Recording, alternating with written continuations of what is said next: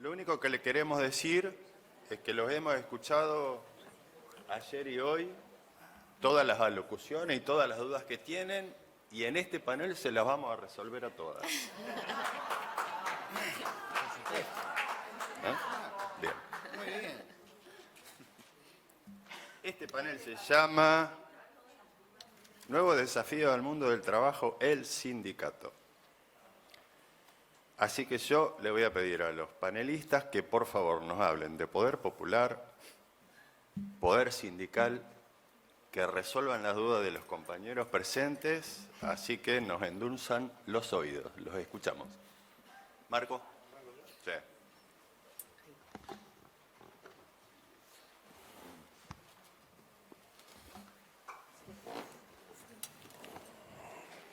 Sí, está bien. Bueno, buen día a todos, a todas. Primero, gracias, Marta, por invitarme. Estos lugares, para nosotros los dirigentes sindicales, nos enriquecen un montón, porque muchas veces nos ponen en perspectiva por lo que nosotros peleamos y andamos dando vuelta en este mundo, ¿no? Un poco escuchando la charla de recién y esta diferencia entre el trabajo virtual y el trabajo manual. Yo soy secretario general del Sindicato de Aceiteros de Rosario. Entonces es un problema que nosotros no venimos teniendo, el del trabajo virtual.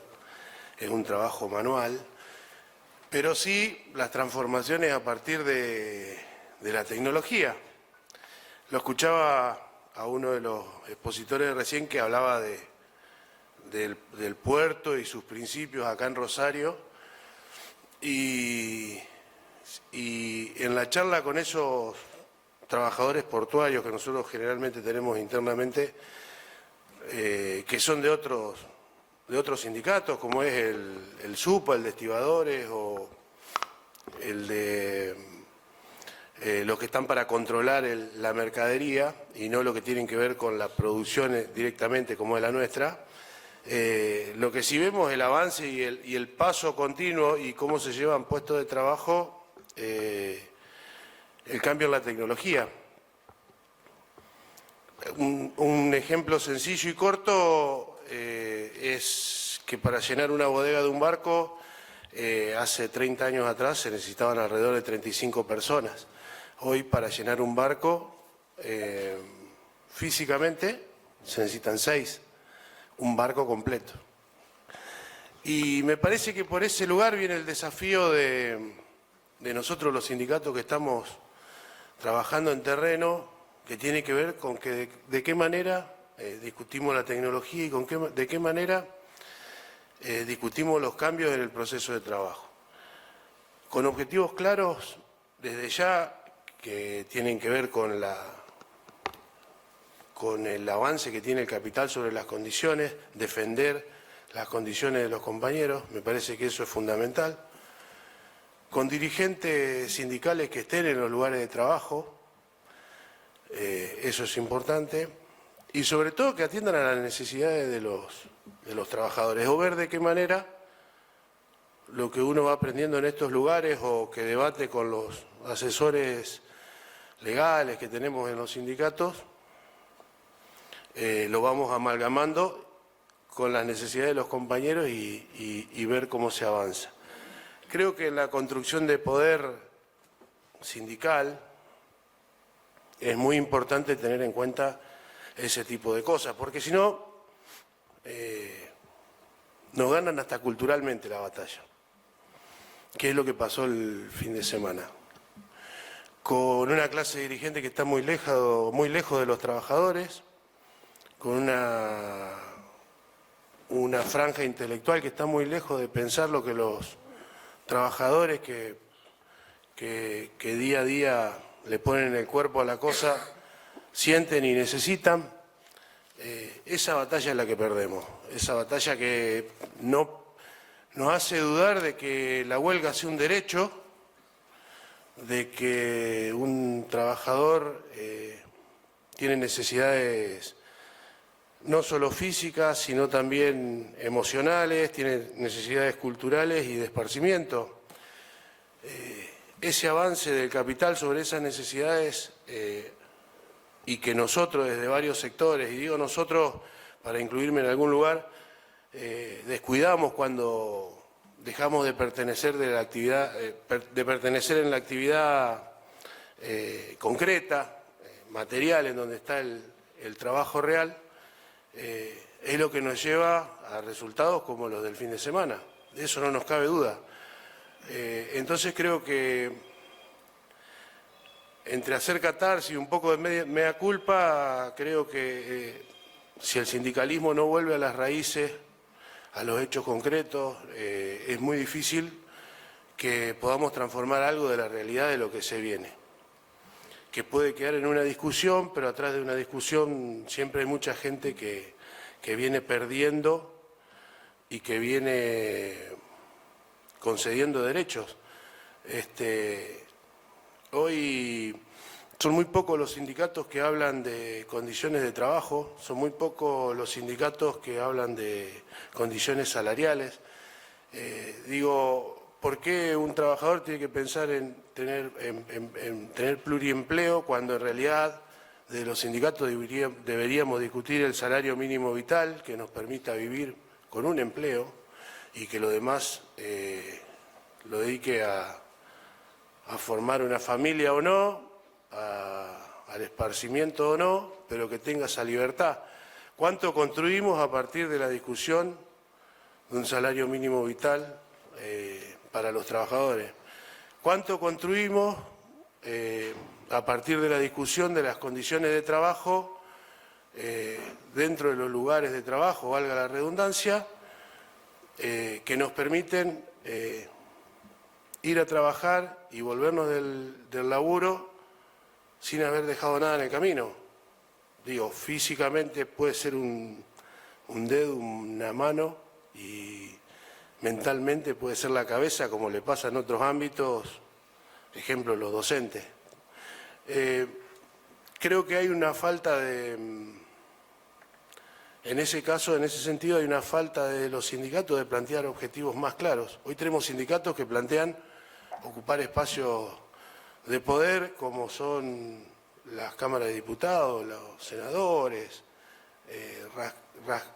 rascar algún lugar en el Ministerio de Trabajo. Tenemos un montón de dirigentes sindicales que hoy participan en el Ministerio de Trabajo, por ejemplo, de Santa Fe, y se podría decir que es una de las etapas con menos inspecciones dentro de los lugares de trabajo, aún teniendo gente que sale del palo nuestro.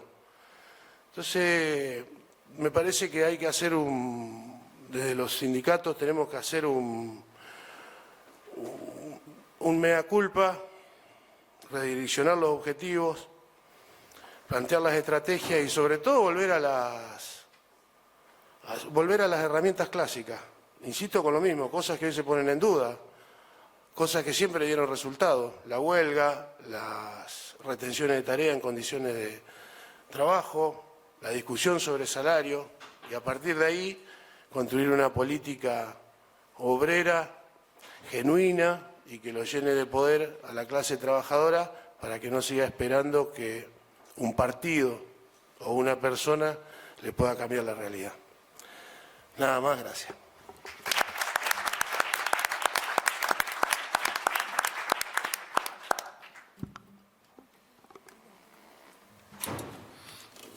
Yo estaba siguiendo el...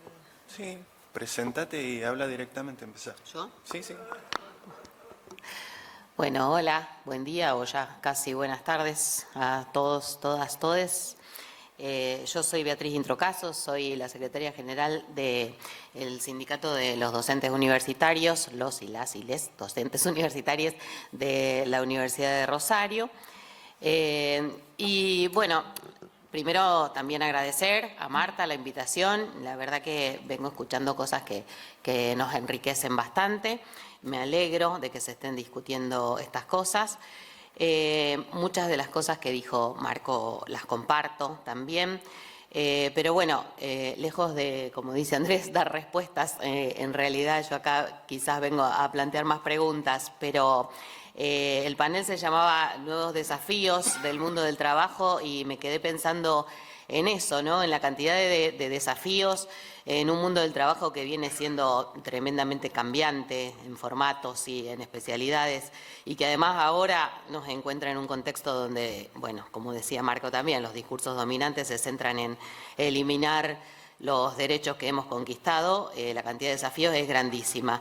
Así que, bueno, voy a tomar un recorte, particularmente para los y las trabajadoras del Estado, más particularmente para la docencia y específicamente la docencia universitaria, voy a hablar de 3 desafíos.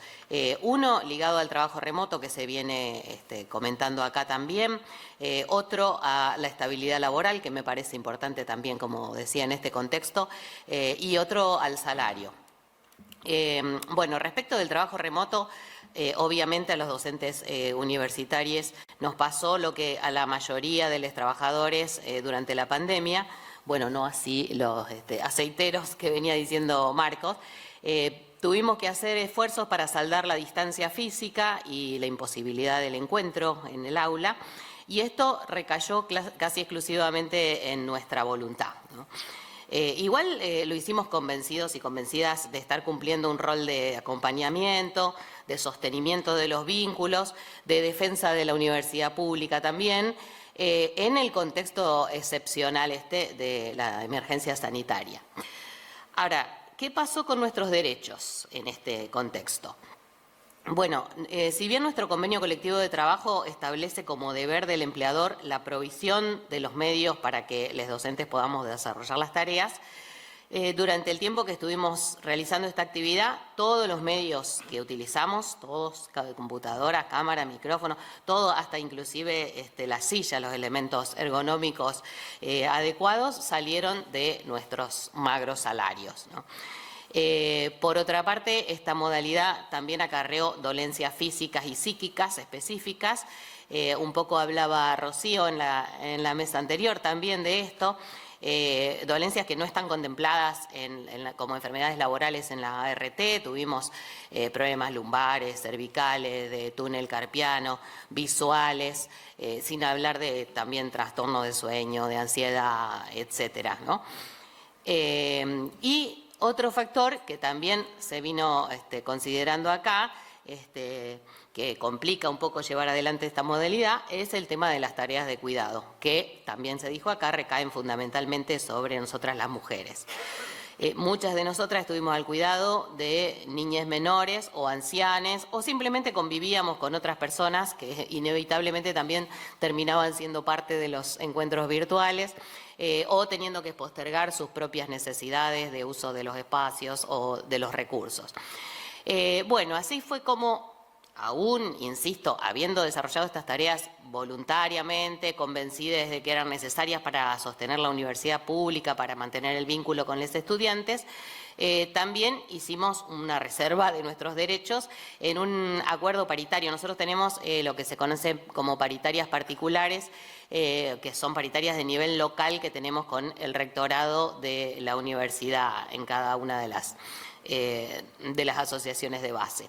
En agosto del 2020 establecimos varios puntos. Voy a mencionar algunos acá, como el tema, por ejemplo, de la jornada laboral, que no debía exceder la dedicación semanal establecida para el cargo, el derecho a la desconexión digital, que también se mencionó acá. Bueno, para el tema de las tareas de cuidado, era un poco lo que mencionaba, no me acuerdo el nombre de la compañera en el panel anterior, que hubo un derecho a solicitar una dispensa con goce de haberes y también, si no, a coordinar una adecuación horaria que podía ser una reducción, una modificación que conciliara los trabajos de cuidado con las tareas laborales, con todos los reparos que esto involucra, pero bueno, hubo compañeras que hicieron uso de este derecho también.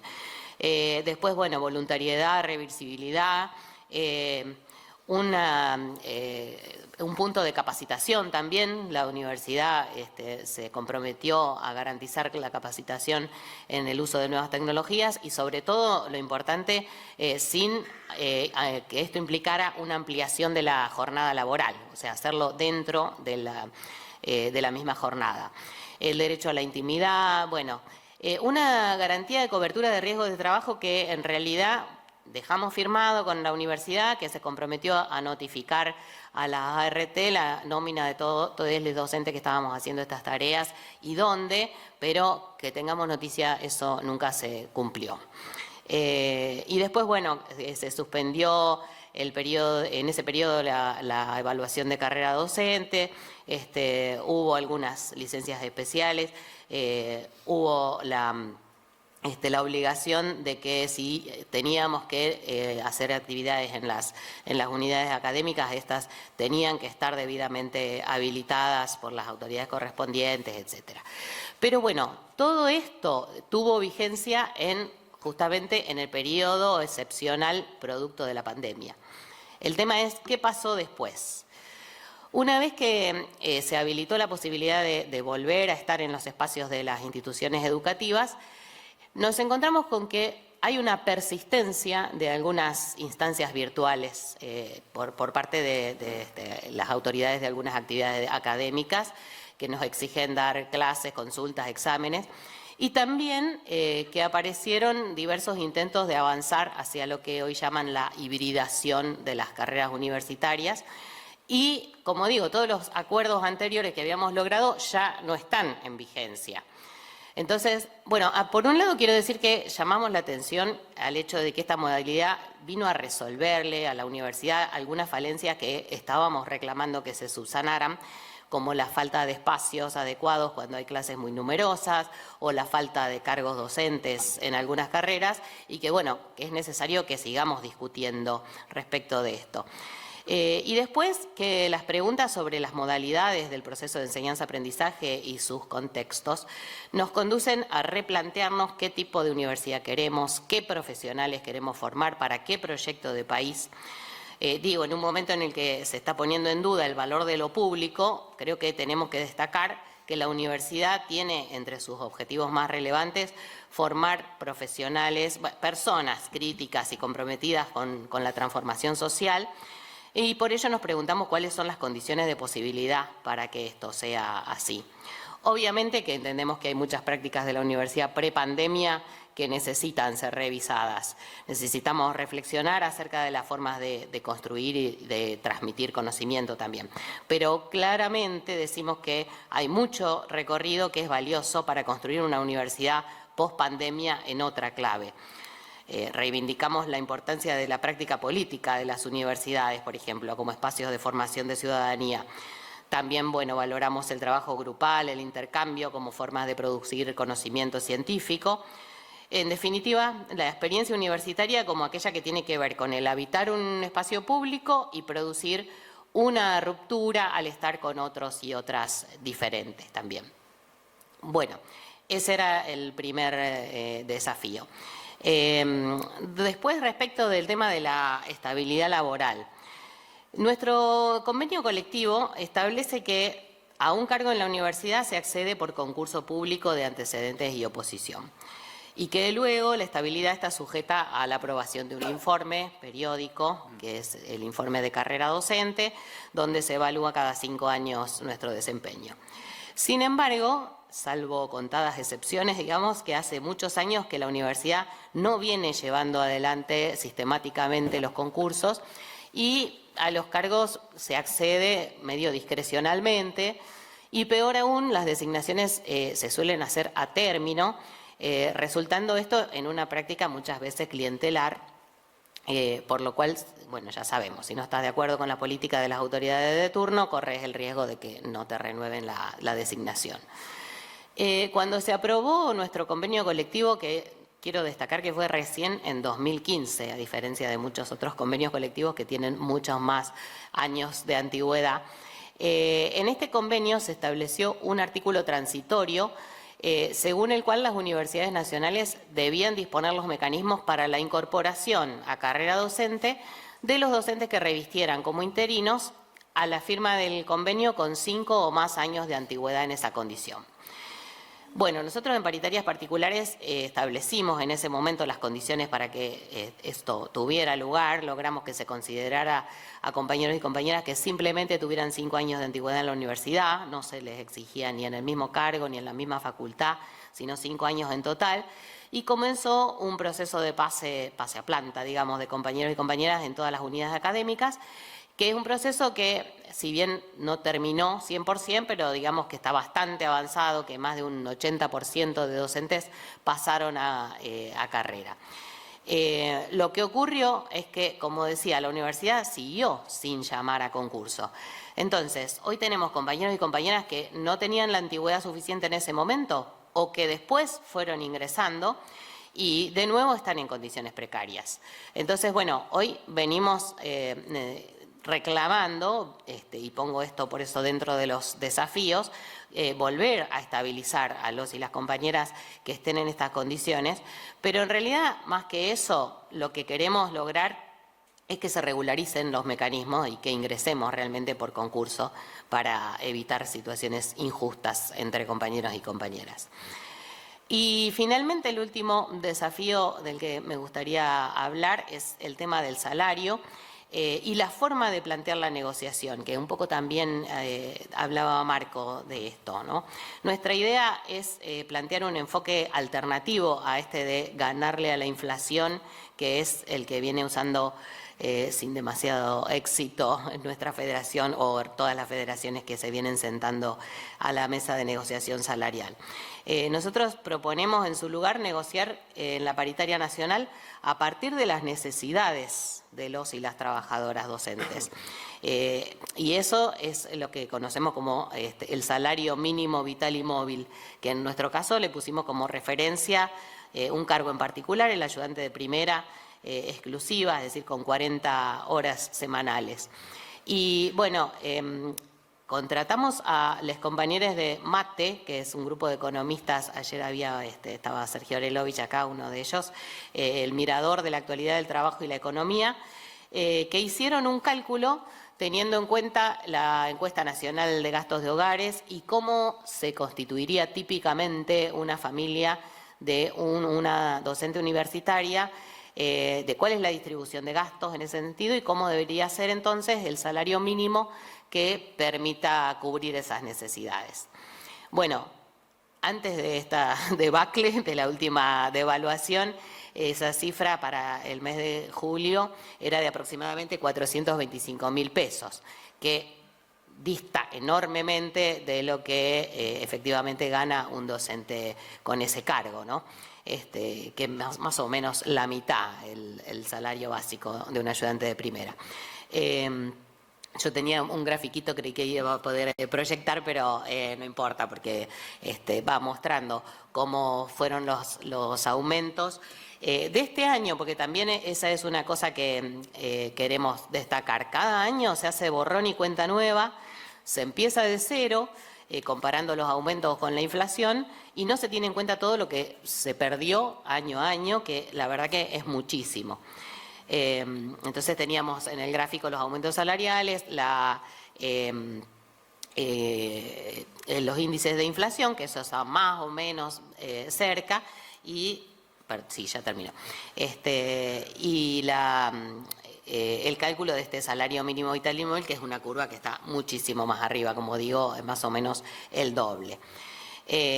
Bueno, y esto es un planteo que hacemos obviamente en función de lo que establece el artículo 14 bis de la Constitución y la Ley de Contrato de Trabajo, que enumera cuál es toda la cantidad de cosas que debe garantizar el salario mínimo, ¿no? Finalmente, me gustaría decir que para que todo esto sea posible es necesario una construcción sindical democrática, ¿no? El desafío me parece que es, en tiempos como este de muy baja participación, seguir sosteniendo la democracia sindical. Por ejemplo, nosotros durante la pandemia hicimos asambleas y reuniones virtuales, hicimos votaciones online, Bueno, hoy la tentación de muchos y muchas es sostener estas herramientas, ¿no? Pero nosotros, de la misma forma que lo decimos para la educación, consideramos que el encuentro presencial es irreemplazable, ¿no? Que es necesario poner el cuerpo, compartir espacios, apropiarnos de los espacios, poder escucharnos, vernos, respirar el mismo aire, abrazarnos, digamos. La participación de los y las trabajadoras en todas las instancias de defensa de nuestros derechos, desde, como digo, estas asambleas, pasando por las votaciones o no, de aceptación o no de las propuestas salariales, por la integración de comisiones de condiciones y ambiente de trabajo, también mencionaba Marco esto también, por la construcción de espacios libres de violencia, por el cuidado del ambiente también, nos parece que es fundamental, ya que somos los y las trabajadoras quienes conocemos de primera mano la realidad que atravesamos y podemos dar respuesta o construir las soluciones para los problemas que vamos teniendo.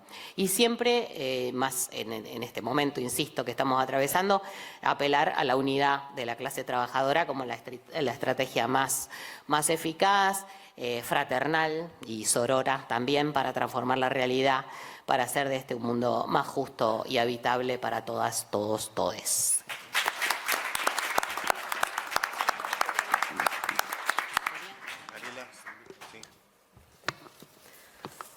Bueno, buenas tardes a todos, todas. Agradecerles al Grupo Bolonia, Marta, por esta invitación, de que en esta mesa estemos presentes los trabajadores a través de los sindicatos. Como le decía Beatriz, mujeres, porque generalmente las mesas sindicales son todos hombres. Bueno, bienvenido a esto. Soy secretaria gremial de SUPASO, el Sindicato de Higiene y Seguridad, para resumirlo un poco, muy nuevito, con lo cual tenemos un desafío muy grande. Recién se estuvo hablando ayer y hoy también el tema de la pandemia. Recién en el 2021 pudimos tener elección de delegados, asumió la comisión directiva y recién el año pasado nos dieron la certificación de autoridades en el Ministerio de Trabajo. Obviamente los tiempos legales nunca se cumplen. Supuestamente a los 6 meses tienen que dar la personería gremial, eso no se cumple.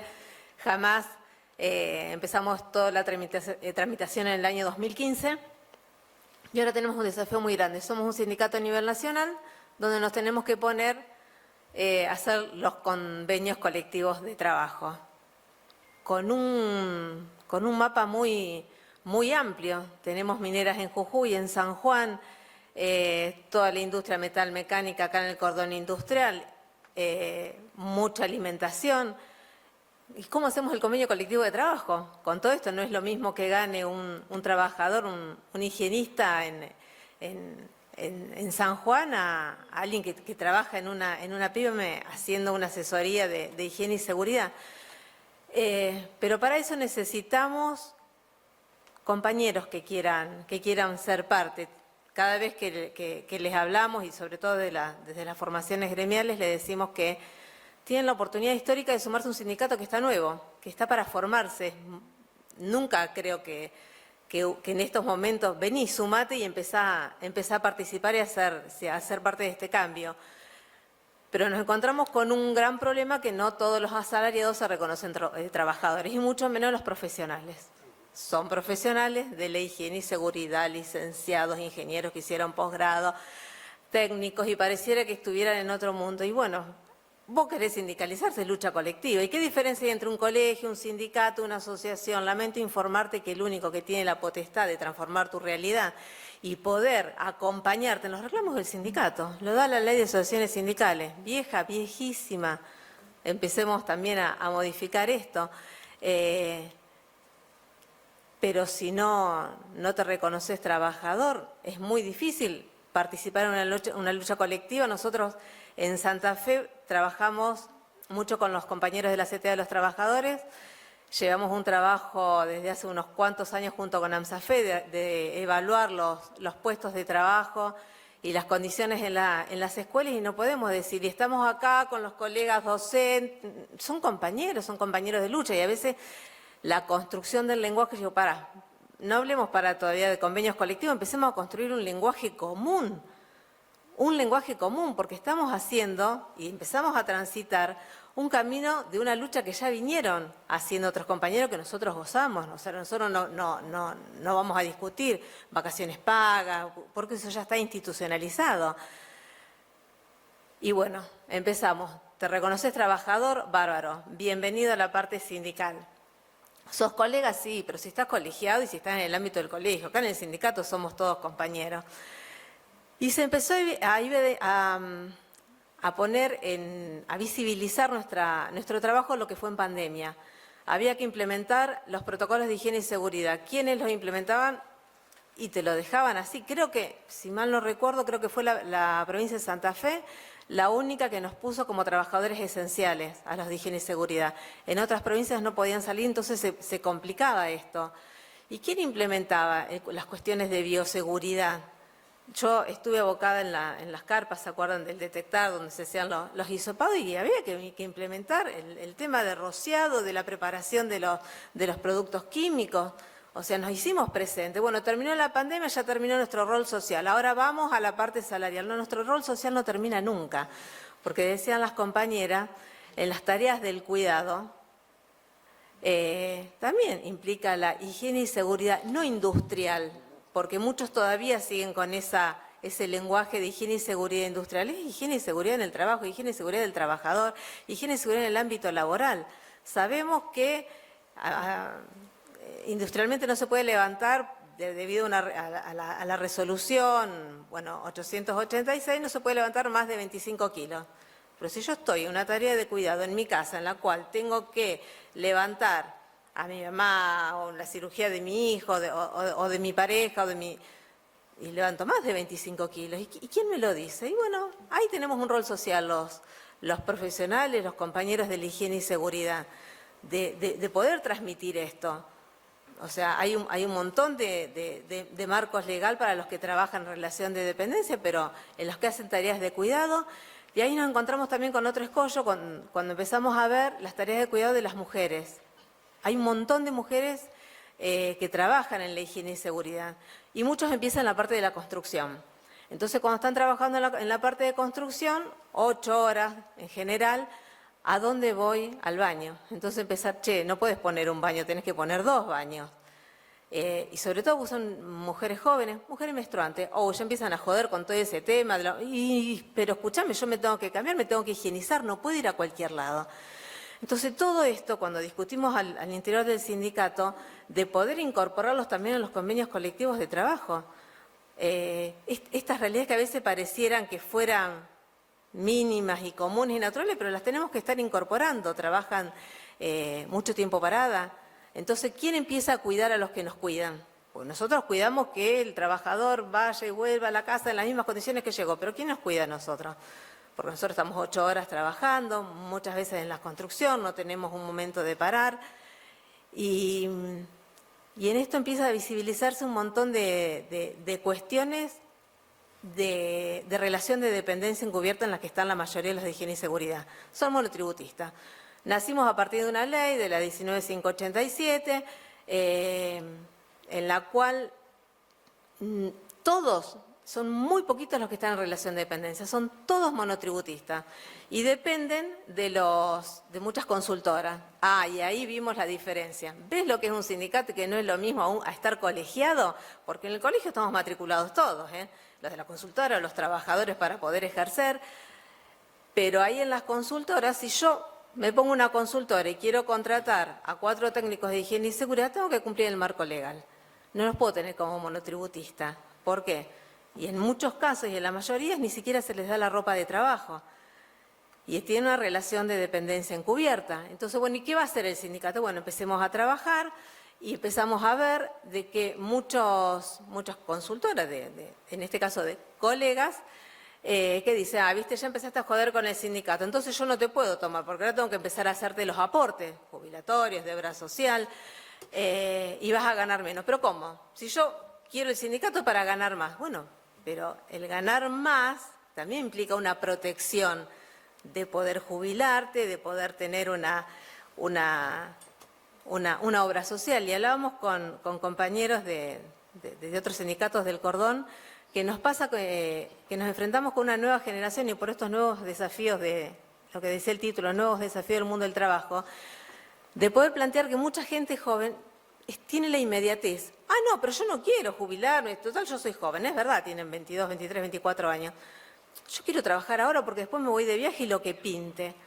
Esa inmediatez también nos está replanteando, y decíamos con los compañeros, che, nos tenemos que sentar también desde el sindicato a ver cómo nos enfrentamos a estos nuevos modelos de estas nuevas generaciones, lo que pinte. De hecho, mi hija me lo dijo, bisnieta, nieta, hija de sindicalista, ¿cómo lo que pinte? No es lo que pinte. Y hablando con los compañeros del cordón, dice, ¿vos te acordás? Dice que... Y delata nuestra edad, ¿no? Porque salíamos de la 7 y queríamos entrar en la química, y salíamos de la 4, de la técnica 2, y queríamos estar en las industrias. Ahora los pibes, muchos nos plantean, la gran mayoría, ese es el escollo que también tenemos, que si queremos negociar una ley de contrato de trabajo, nos damos vuelta y no tenemos a nadie. ¿Y qué lo tenemos también? La inteligencia artificial. Lo que hablaba en el otro panel, la inteligencia artificial nos va a ayudar, sí, nos ayuda muchísimo, tiene muchísimos algoritmos que nos va a ayudar para analizar los riesgos laborales, pero también tenemos que tener cuidado en la protección de los datos personales, porque para que esos algoritmos puedan leer tenemos que incorporar los resultados de los exámenes preocupacionales, los periódicos y bueno, también que no haya una discriminación, porque tampoco la inteligencia artificial me va a parar porque sonó un decibelímetro, hice una medición de ruido, más de 85 decibeles, me para. No puedes parar, ni tampoco puedes dejar sin trabajo a un compañero con determinadas dificultades que entró con una categoría C o B al mundo del trabajo. Entonces, todo esto también nos tenemos que empezar a desafiar y empezar a plantear desde los sindicatos. Y veníamos bien, construcción del lenguaje, inteligencia artificial, y nos encontramos el domingo que muchos de nuestros propios compañeros que nos decían, ¿y a quién votaste? Y lo voté a Milei porque queríamos un cambio diferente. Y bueno, yo lamento decirte que el cambio diferente te va a sacar tus propios derechos. Ustedes hablaban del artículo 14b de la Constitución, es el primero que va a volar. Así que celebro este encuentro, que sigamos los compañeros de los sindicatos pudiendo ver y hablar de estos nuevos desafíos laborales, de estas nuevas generaciones. Gracias.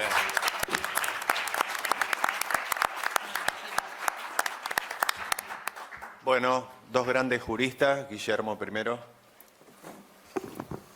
Bueno, gracias. En honor a la hora, la reducción del tiempo de trabajo y de esparcimiento, voy a hacerlo lo más abreviado posible y me voy a permitir, si se quiere, en función de la propuesta inicial de Andrés, hacerlo de un modo un poco más coloquial, ¿no? Hemos asistido ayer y hoy a una cantidad de exposiciones brillantes, de un punto de vista muy técnico, y, bueno, a ver si podemos pensar el lugar del sindicalismo en las coordenadas actuales. Yo me había anotado unas 10 tesis sobre el sindicalismo en el momento actual, que no voy a exponer, quizás voy a titular por lo menos algunas, pero antes que eso, a ver, si estuviéramos en esta mañana de sábado en un encuentro de físicos, seguramente ninguno de los que estuvieran aquí presentes empezarían hablando por la teoría de la relatividad, la presupondrían, pero no la desconocerían. En función de lo que dicen los compañeros, parece que el domingo nos hubiese planteado algo así como desconozcamos el marco normativo vigente. No nos hagamos cargo de que hay un principio normativo que rige nuestra sociedad, que es la Constitución Nacional. Por lo tanto, hago como si fuera, como dicen los juristas, una suerte de petición de previo y especial pronunciamiento en esta primerísima parte de mi exposición. Esa petición de previo y especial pronunciamiento es defender el marco normativo constitucional, defender el Estado social, defender el constitucionalismo social, que todos sabemos lo que significa. Todos hemos sido parte de una construcción histórica de ese ideario de sociedad. Y de repente acechan desde afuera algunos emergentes que cuestionan radicalmente, ¿no?, esa idea de la radicalidad tan propia del movimiento sindical, ahora apropiada por un espacio político que es claramente de retroceso social o de restauración de los más viejos principios del liberalismo decimonónico. Dos acechanzas principales hemos tenido para materializar ese Estado social. Y lo digo en estas décadas recientes. La primera de todas ha sido la deuda. La deuda en sus distintas expresiones. Todos cuando predicamos la deuda pensamos en la deuda con el Fondo Monetario Internacional, claramente que lo es. Pero la financiarización de la economía ha significado que la relación de deuda, que hay un autor italiano, Mauricio Lazzarato, ¿no?, porque nuestro Mauricio, hacía referencia a otro autor italiano, que habla de que algo que nosotros conocemos, pero con toda claridad, que es que el contrato de trabajo es una relación de poder. Bueno, Lazzarato dice, la deuda es la verdadera relación de poder que ha sido la que ha ido determinando nuestra conformación como sociedad. Primera, la deuda. Pero ahora aparece otra forma de determinación de nuestras propias formas de vida social, que tiene que ver con, bueno, antes vinculado con la deuda, todas las políticas llamadas de déficit cero, ¿no? Y ahora agrego en esa misma lógica lo que se presenta como la dolarización. No voy a hablar de la dolarización claramente, pero ¿qué significado tiene? Bueno, miren, lo explicó con toda claridad una candidata de ese espacio político que se llama Diana Mondino y que no por nada su actividad profesional previa era o fue directora de Standard & Poor's. Standard & Poor's es una calificadora de riesgo de deuda, ¿no?, las mismas que tuvieron responsabilidad principal en la crisis del 2008 a partir de las subprime. ¿Qué es lo que dice esta candidata a diputada? Bueno, la dolarización en realidad se puede hacer o no hacer, pero ¿saben por qué lo vamos a hacer? Lo dijo en un seminario de hace un par de días. Porque es la forma de que luego no venga otro populista a hacer una cosa diferente. ¿Qué significa esto? Significa la cristalización de relaciones de poder y una matriz de distribución del ingreso, porque la dolarización va a ser después de la brutal devaluación. Por lo tanto, transferencias de ingresos primero, cristalización de correlación de fuerzas y, naturalmente, termina siendo esto una constitucionalización de facto. Por lo tanto, un cuestionamiento de nuestra propia Constitución, principio normativo que nos rige y que voy a tratar de volver sobre ese 14 bis, al cual se lo está presentando casi como una aberración. Bien, ¿qué tiene que ver esto con el sindicato? Bueno, todo, ¿no? Claro. ¿Por qué? Porque el sindicato ha sido el instrumento preponderante, decisivo, para primero construir ese Estado social, por lo pronto luego para establecer ese sistema constitucional del constitucionalismo social y luego para actuarlo. Sin el sindicato, sin el sindicalismo, no es posible materializar aquellos derechos. Nos hubiéramos quedado en esa dualidad entre democracia formal y democracia sustancial. El sindicato ha sido vital, decisivo para transformar los patrones de acumulación y, por ende, de distribución del ingreso.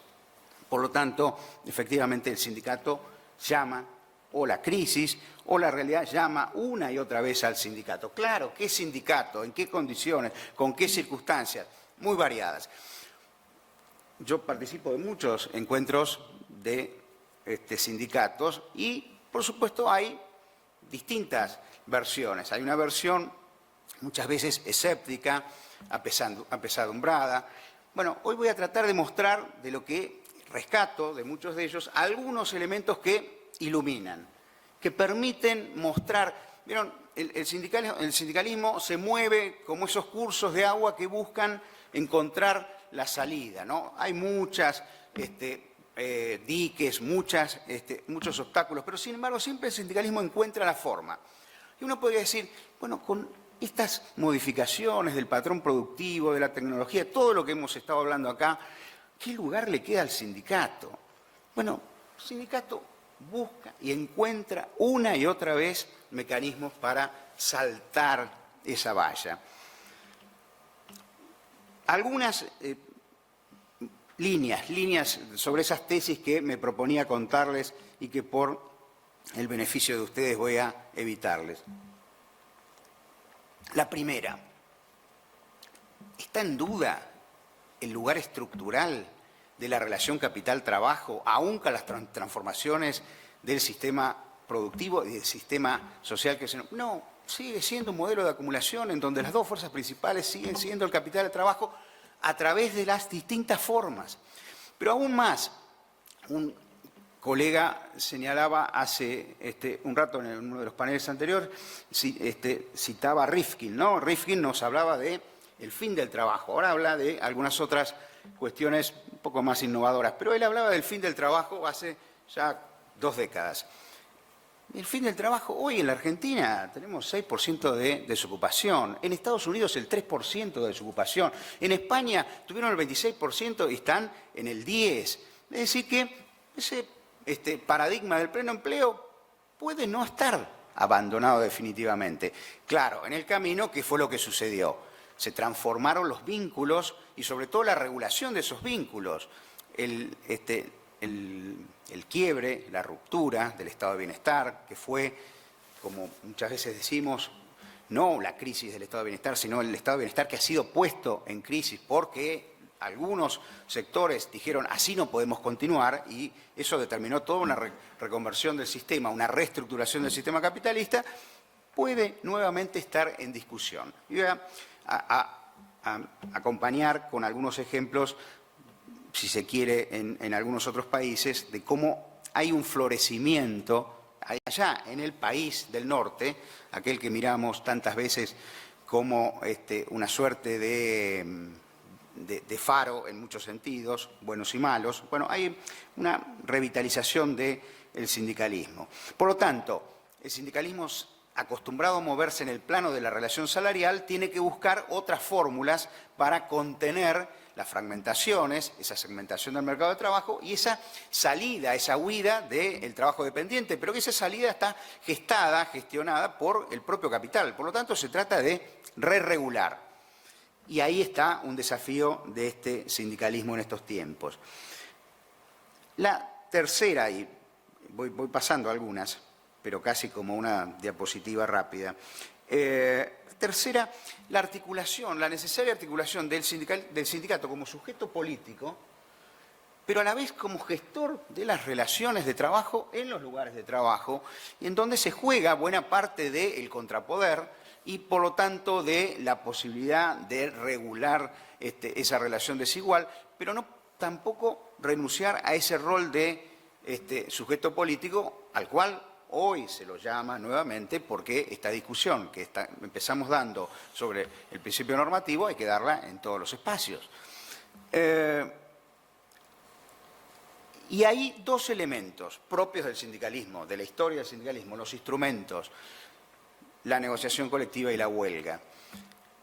La negociación colectiva está claro que nosotros la tenemos identificada en términos de el empleador tradicional, el que asume la condición de empleador y, por lo tanto, sea en la versión del convenio de empresa, sea en la versión del convenio de actividad, todos tenemos una referencia explícita a esa previa relación, de nuevo, de trabajo asalariado. Sin embargo, se juegan 2 cuestiones, algo de lo que hablábamos ayer también vinculado con sujetos y regulación. Y yo agrego ahora territorios, ¿no? No se puede pensar el sindicalismo sin incorporar la noción del territorio transnacional, ¿no? Es decir, no hay posibilidad de que no haya sindicalismo internacionalista. Pero 2 ejemplos para para pensar esto del sindicato que busca y encuentra alguna salida. Un primer ejemplo tiene que ver con el trabajo periodístico y vincula con lo que se hablaba hace un momento de la extrema digitalización de la economía. El trabajo periodístico hoy sigue siendo, en una parte minoritaria, realizado a través de la relación de trabajo del periodista con un medio de prensa.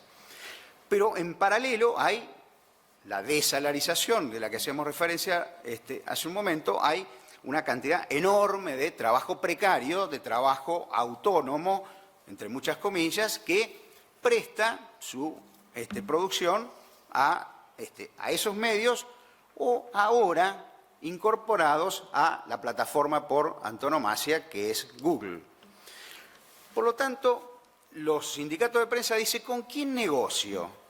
Tengo que negociar con el empleador, el medio periodístico, pero tengo que representar a una mayor cantidad de trabajadores de prensa que no están dentro del trabajo asalariado, pero el que apropia, y entonces de nuevo, ¿no?, cuando vamos una y otra vez a la hegemonía de la relación capital-trabajo, el que apropia el trabajo es uno nuevo, que es la plataforma, esa plataforma que todo lo puede. Bueno, hay una experiencia reciente de Google acordando con la Cámara Empresaria de Empresas Periodísticas un fee, es decir, un pago por la incorporación de noticias a su plataforma, que en principio hacía de modo gratuito, pero rentabilizaba únicamente Google. El paso siguiente, que es lo que están planteando los periodistas, que es incorporarse ellos, a través de sus sindicatos, a esa mesa de negociación que tiene como un tercero, como un intermediario a la empresa de prensa, pero que el verdadero apropiador del trabajo, y por tanto cada vez que pensamos en la apropiación del trabajo, pensamos en quién es el que dirige ese trabajo, es Google.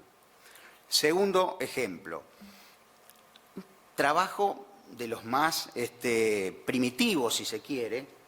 Estamos haciendo un trabajo, una investigación justamente a partir de esto, es el trabajo de los productores del banano. El banano, digo, porque lo estamos haciendo en Centroamérica, por lo tanto ellos hablan del banano. Bueno, uno piensa, la negociación con el trabajador del banano, ¿con quién es? Bueno, debiera ser con, en este caso, empresas transnacionales, ¿no? Chiquita, Dole.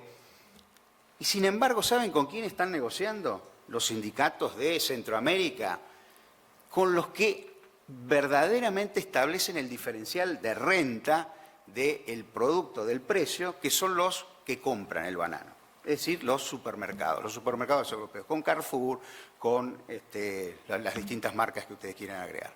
Es decir, salteando la noción de aquel que es el directo empleador, a veces a través de tercerizadas, subcontratistas y demás, pero que podría involucrarse directamente en la transnacional, no, ni siquiera el que define el mercado.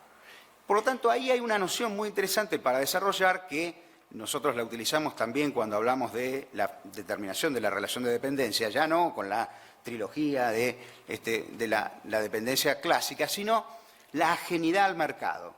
Y por lo tanto, ¿quién está del otro lado del mercado? ¿No? Que es muy aplicable, la miro a Gloria porque es muy aplicable para el trabajo en plataforma, es decir, ¿qué lugar ocupa la plataforma en la línea divisoria del mercado? Y bueno, ya me estoy repasando, así que voy a ir salteando unas cuantas tesis que tenía para contarles y me voy al final. Y el final conecta nuevamente con el principio y tiene que ver con esto de defender ese marco normativo. La justicia social no es una aberración, es un principio constitucional, mal que le pese. Pero ahí hay también algunas discusiones que es interesante darse, porque hay algún otro candidato que solo entiende la justicia social y lo repite y una otra vez como esa igualdad de oportunidades y de trato, ¿no? Y por lo tanto, esa movilidad social ascendente, bueno, y hay otras formas de pensar la justicia social, como por ejemplo lo que se denomina la igualdad de posiciones, es decir, hacer verdadera igualación, es decir, reducir la desigualdad. No que el hijo del obrero pueda ser el CEO de la gran empresa, sino que los obreros tengan una vida digna semejante a la que tienen los CEOs o acercándose en tal caso. Y ahí, se dijo aquí, es fundamental repensar el rol en la economía y que la economía no es solo mercado, sino que buena parte de la economía es intervención pública. La intervención pública define las posibilidades de hacer justicia social, ya no solo en términos de igualdad de oportunidades, sino en términos de igualdad de posiciones. Bueno, si se quiere, es solamente mostrar que la justicia social es un principio normativo, pero es un horizonte a desarrollar. Es, como decía tantas veces Eduardo Galeano, es nuestra utopía, pero una utopía que nos sirve para seguir caminando. Bueno, muchas gracias.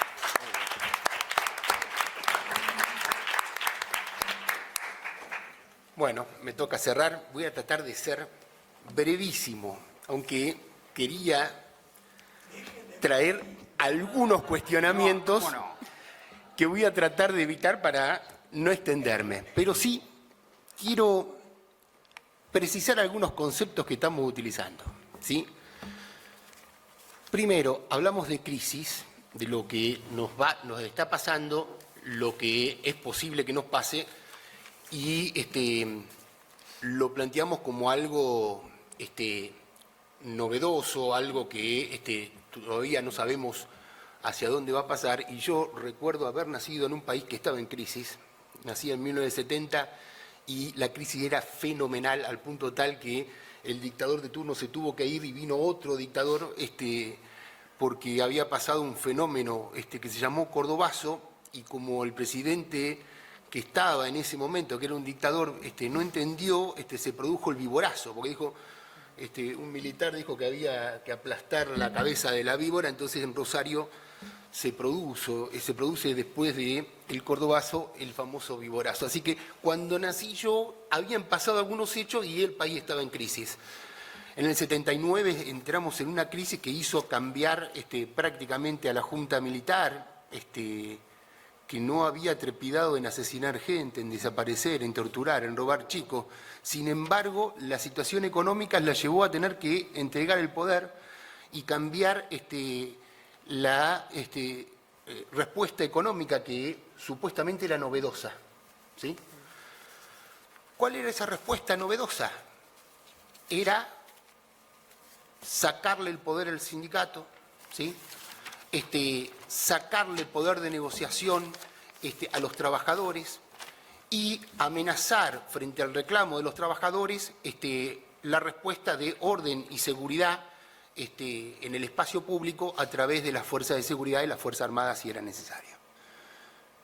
Con lo que los planteos que se nos aparecen como novedosos no son tan novedosos en Argentina. Ahora, el asunto de los argentinos, y yo recordaba cuando estuvimos con Andrés allá en Castilla-La Mancha, nos habíamos hecho, la delegación argentina había hecho un informe nacional que cuestionaba durísimo a ese gobierno que estaba en ese entonces en Argentina respecto de la situación sindical, de los derechos de los trabajadores, con la que yo no estaba de acuerdo, porque encima yo era funcionario, así que yo le decía, mire, me parece que ustedes debieran tener alguna perspectiva distinta de lo que nos está pasando a los argentinos ahí en el 2013, hasta que después viene el Informe Nacional de Colombia, y que celebra, dice, a diferencia de la tendencia de los últimos años, este año solamente se mataron 160 sindicalistas, con lo que es algo buenísimo para Colombia. Y ahí los miraba yo a mis compañeros y les decía, ¿vieron que las crisis en Argentina no son tan crisis? ¿Qué les quiero decir con esto? Lo que está pasando y lo que está planteándose como nuevo no es nuevo, ¿sí? Tuvo un primer desarrollo en Estados Unidos con Reagan y lo perfeccionó Margaret Thatcher en Europa y lo impusieron, ¿sí? ¿Y por qué lo pudieron hacer? Porque había desaparecido el peligro de que los trabajadores se volcaran al comunismo. La desaparición de una alternativa competitiva al capitalismo hizo que los muchachos dijeran, che, a ver, esperemos. ¿Por qué hay que seguir repartiendo? Si ya no está el peligro de que se radicalicen, ¿sí?, y quieran tomar los medios de producción, apropiarse de los medios de producción y dejarnos sin nada. Ya a partir de ahora empecemos a rediscutir, y hemos empezado a partir de la década del 80 en el mundo, no en Argentina, en el mundo, a discutir conceptos que se suponían que eran avance y que no íbamos a retroceder, ¿sí? En los últimos años en OIT se discute si la huelga es un derecho, y los empleadores de todo el mundo dicen, en ninguna norma de OIT se dice que la huelga es un derecho. Lo único que se habla es de libertad. Y como se garantiza la libertad de huelga, lo que se hace es limitar la responsabilidad penal de que va a la huelga, pero no la responsabilidad civil. Con lo que los que van a la huelga y generan daño tienen responsabilidad de resarcir al empleador que ha sufrido el daño. En Argentina tenemos la dicha de que en el 14 bis queda muy claro que la huelga es un derecho. Y es por esto que algún candidato que había empezado a patinar con las cuestiones laborales, haciendo referencia a que iba a hacer determinados cambios, le dicen, mirá, el problema es que lo tenés en la Constitución, o lo tenés en el 14 bis, ¿sí? Y es centralmente esto, ¿sí? La existencia del sindicato, el plan de acción del sindicato, la posibilidad de ir a la huelga, que es el eje vertebral. Si no hay huelga, no hay sindicato, ¿sí? Porque si no tenés la posibilidad, ¿sí?, de respaldar con alguna medida efectiva el reclamo que vos estás haciendo de determinado derecho, entonces esos derechos se fuman. Ahora bien, Guillermo, que creo que es más optimista que yo en esto, habla del marco normativo, el principio normativo, y yo lo que les quiero recordar es que el 14 bis es una ficción normativa. Porque en realidad el llamado a la Constitución, a la Convención Constituyente del 57, lo hizo un bando militar, firmado solamente por 2 personas, ¿sí? El que era el comandante del ejército y el que era el comandante de la marina. Y dicen, derógase la Constitución vigente, llámese a Convención Constituyente. ¿Quiénes fuimos a votar? Y los que decían que eran peronistas no podían votar. Así que solamente votó una parte de la población. El llamado a elegir los convencionales constituyentes, la necesidad de la reforma de la Constitución, o de la sustitución de la Constitución, o de la reinstalación de la Constitución de 1853, está firmado por 2 personas. No se siguió el mecanismo constitucional, ¿sí?, de hacer una consulta en la población a ver si había que modificar nuestra norma base. Bastó el consentimiento de 2 personas que habían usurpado el poder. No los había elegido nadie. O en todo caso habían sido designados para ser comandantes del ejército y comandantes de la marina. Ahora bien, el primer día en que la Convención Constituyente funciona, un joven radical, recién recibido de abogado, muy jovencito, 27 años, le decían el bisonte,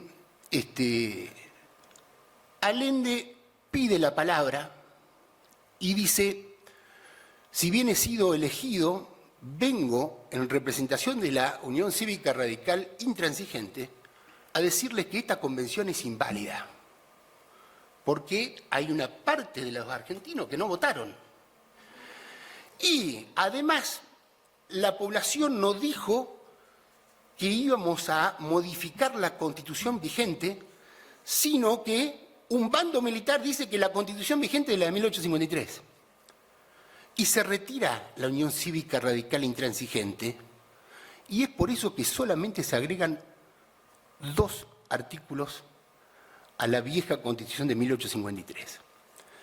reinstalada por Aramburu y por Rojas. ¿Bien?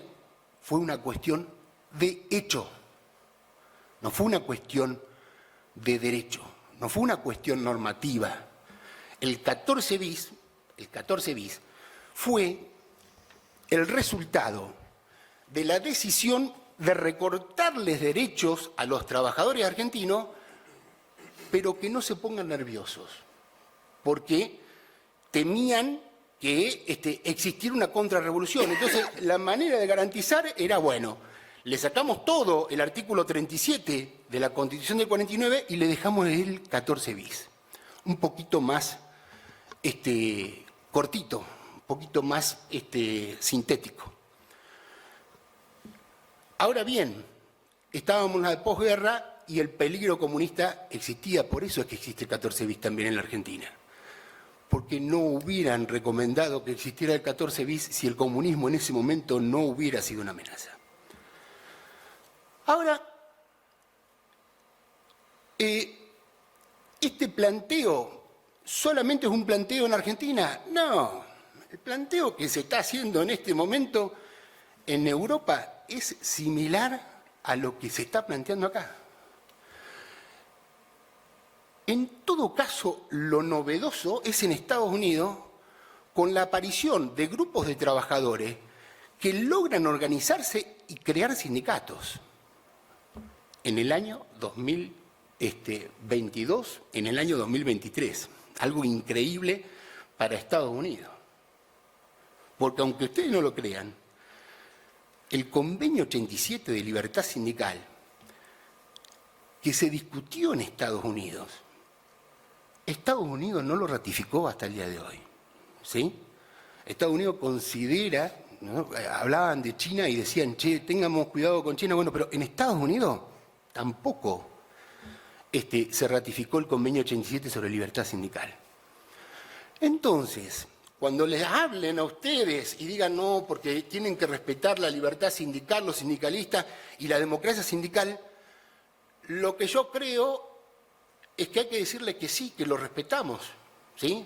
Que nosotros no vamos a hacer afiliación forzosa, que nosotros no vamos a impedir si algún trabajador se quiere desafiliar que se desafilie. Los sindicatos discuten internamente su plan de acción, como no lo hacen los representantes de los empleadores. Como no lo hacen en la Argentina, los representantes de los empleadores, los sindicatos sí discuten, deliberan, y por lo tanto, la representación sindical, ¿sí?, se cumple en Argentina como no se cumple en la parte de la representación de los empleadores.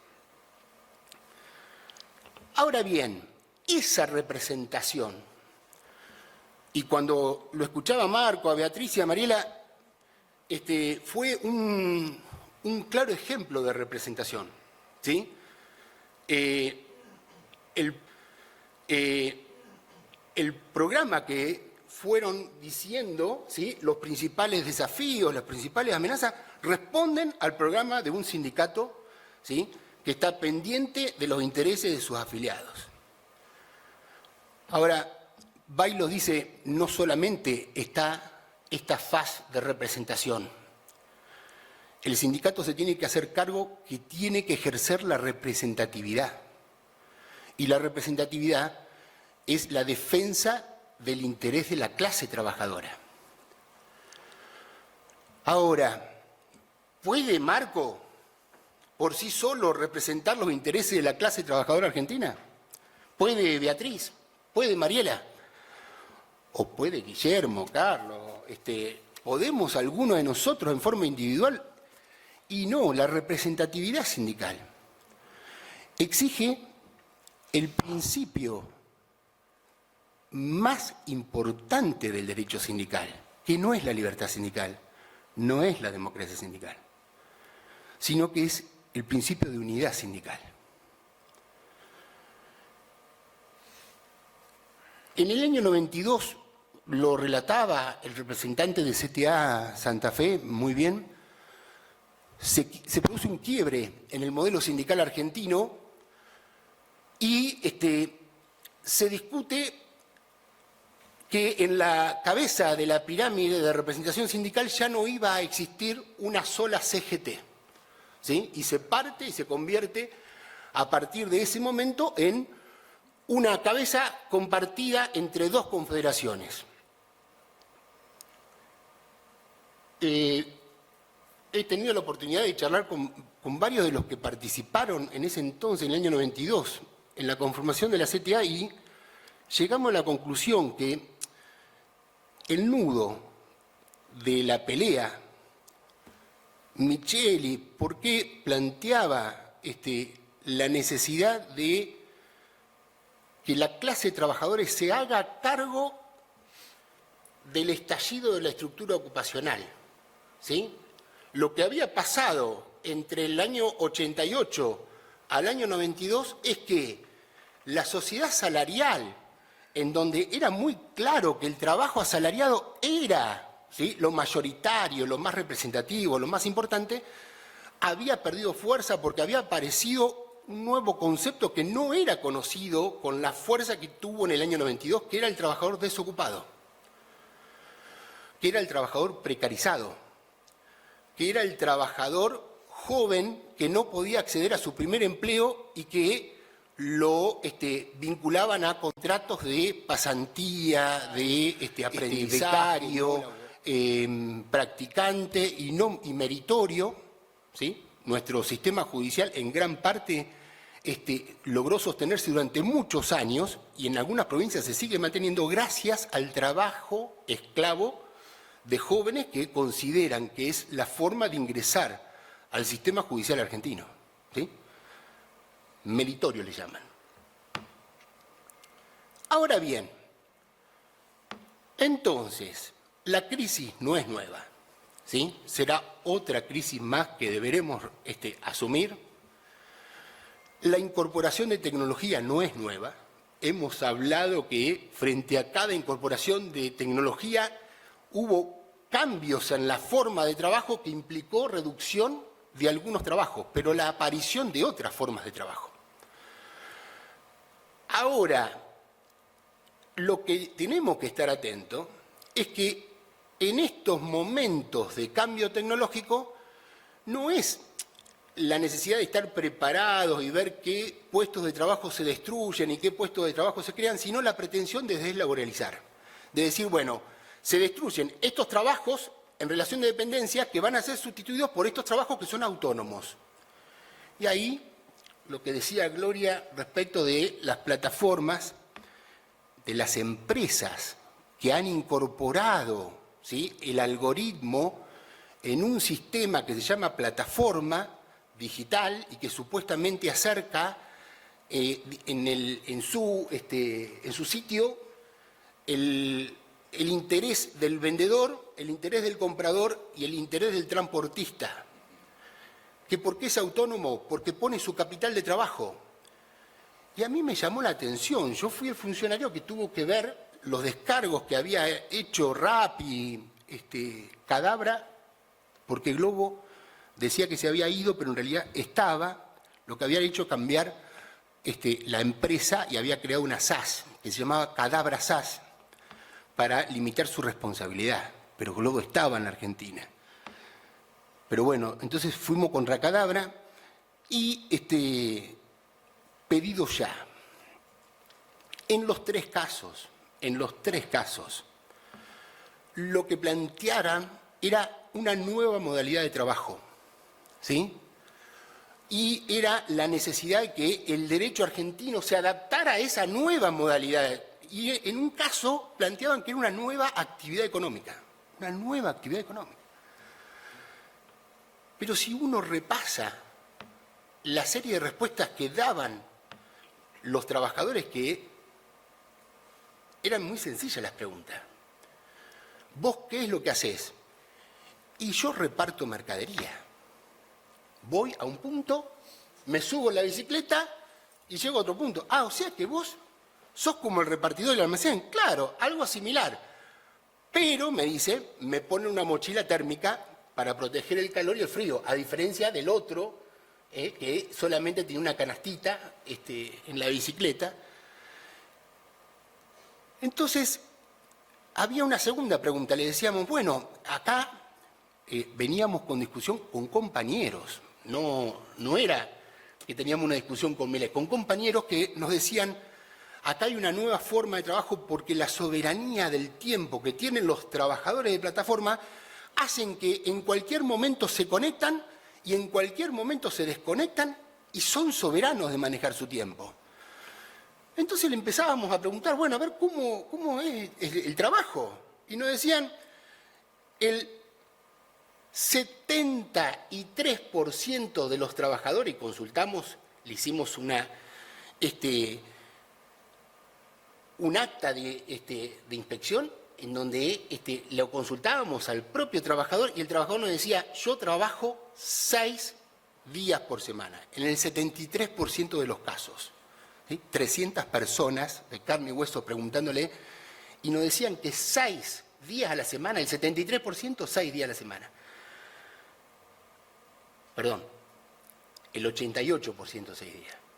Dijimos, bueno, ¿y cuántos trabajan 7 días? El 73% trabajaba los 7 días.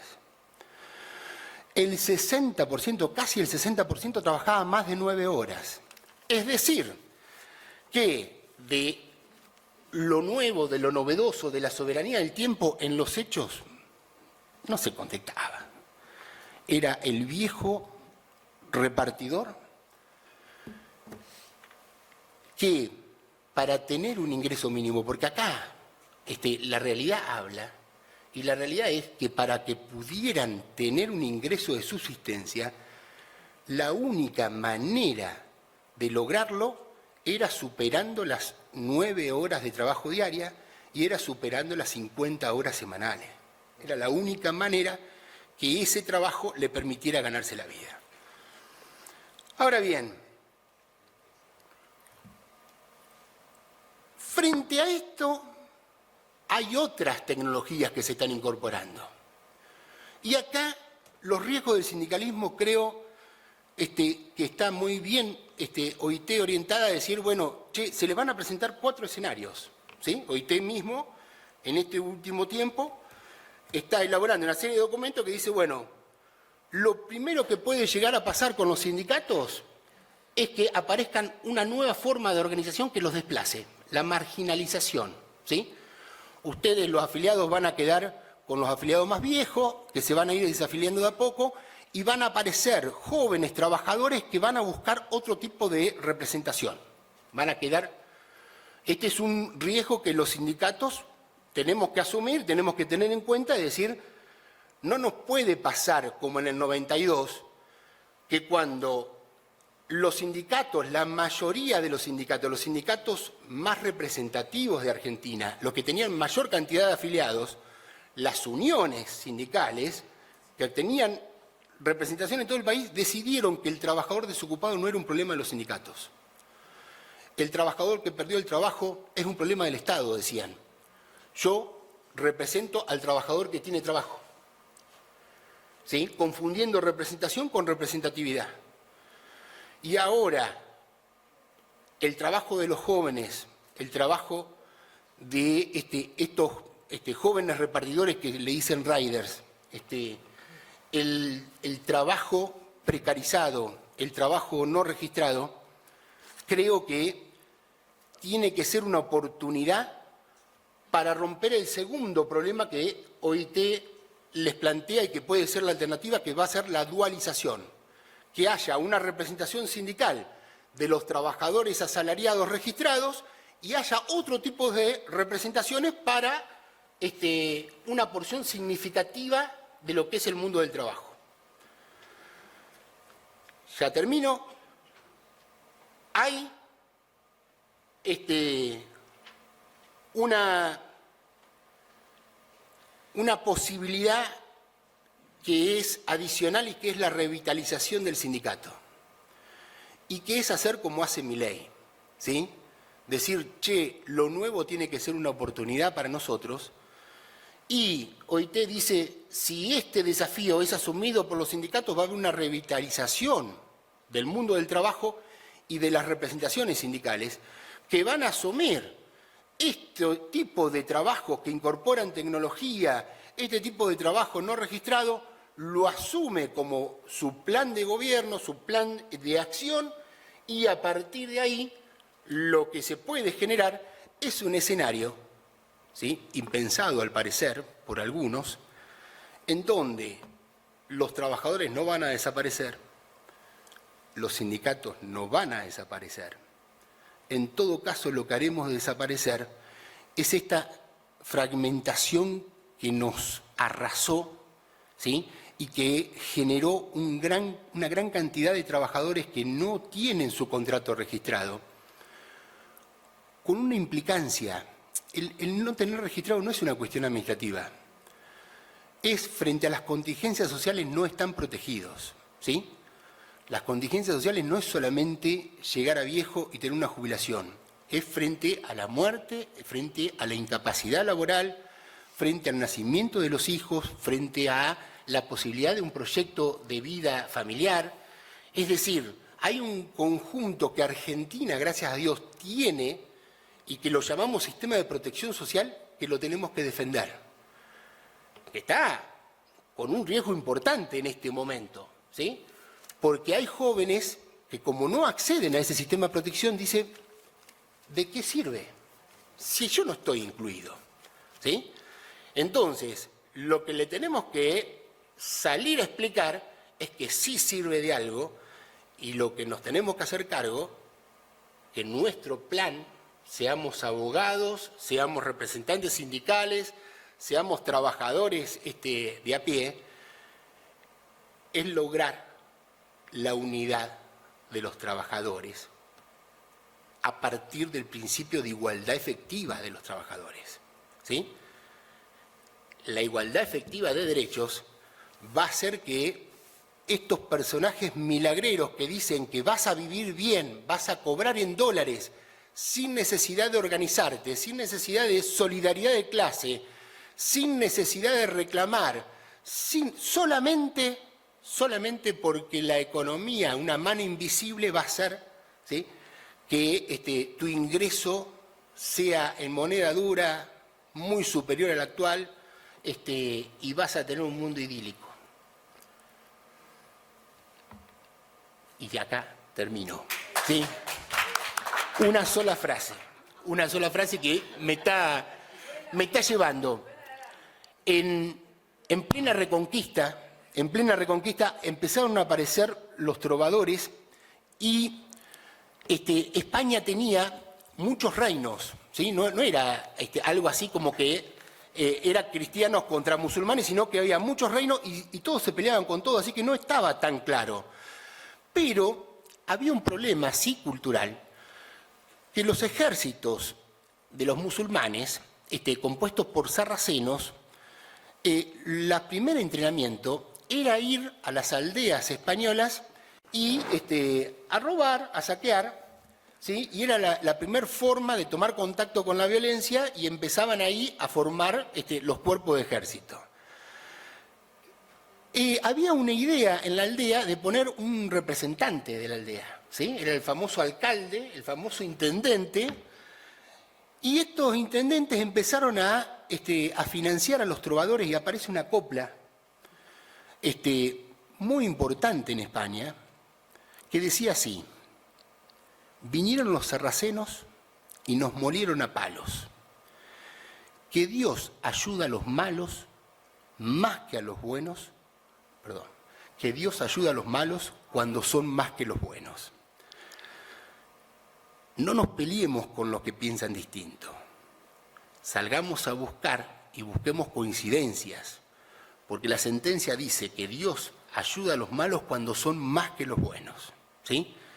Y nosotros, si somos fieles al principio democrático, lo que nos tenemos que preocupar es por dar razones de por qué nuestra forma de ver el mundo, nuestra forma de vivir, ¿sí?, hace que permita que muchos más puedan vivir mejor, ¿sí? Y no nos olvidemos más, ¿sí? Dios ayuda a los malos cuando son más que los buenos. Gracias.